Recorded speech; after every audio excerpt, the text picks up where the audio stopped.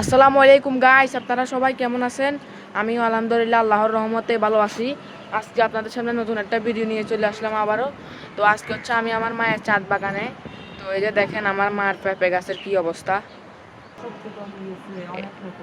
এই যে দেখেন পেঁপে গাছের শক্তি কমে গেছে, অনেক খাইছিলাম।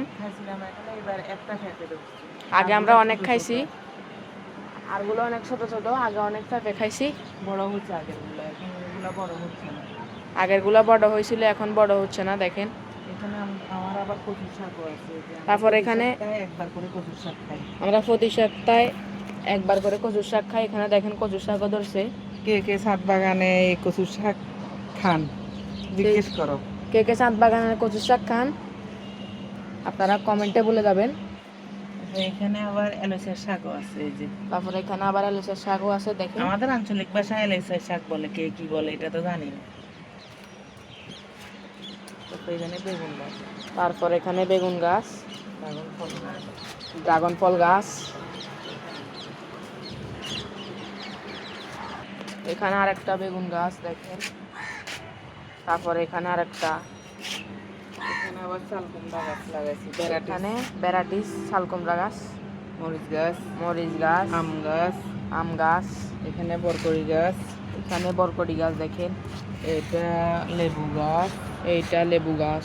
এখানে বরকড়ি গাছ, এখানে বরকটি গাছ দেখেন। মাশাআল্লাহ বরকড়ি ধরছে। মাশাআল্লাহ বরকটি দিচ্ছে, আপনারা সবাই দেখেন। আমি সব দিতে পারি নাই তো এই জন্য বরকড়ি ধরতেছে না। এই যে এখানে আবার দন্দুল গাছ, দন্দুল গাছ দেখেন। তরে গাছ বলে, তরে গাছ, দন্দুল গাছ সব কিছু বলে, কি বলে তো জানি না। এখানে আবার মরিচ গাছ, এখানে আবার আরেকটা মরিচ গাছ। এখানে বেগুন গাছ, এখানে বেগুন গাছ দেখেন। পুদিনা পাতা, পুদিনা পাতা দেখেন।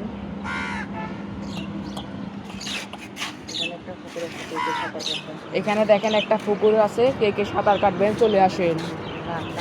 তারপর দেখেন কাক, এখানে কাক বসে আছে।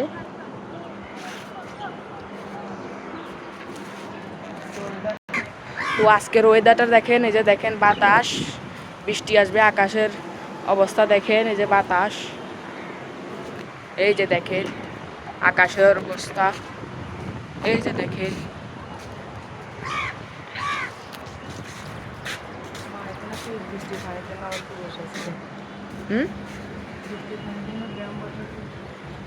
তারপর দেখেন মা এখানে বৃষ্টির পানির জন্য ড্রাম বসাইছে।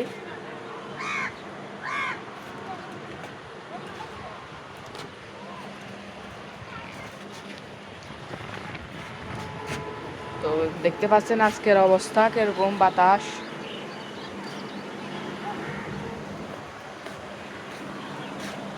তো আল্লাহ হাফেজ। আজকের ব্লগটি এটুকু পর্যন্ত ছিল। সবাই ভালো থাকবেন, সুস্থ থাকবেন। আমাকে লাইক, কমেন্ট, শেয়ার এবং সাবস্ক্রাইব করে দেবেন। আর যারা ভিডিওটা দেখছেন সবাই লাইক দিয়ে দিবেন। তো আসসালামু আলাইকুম।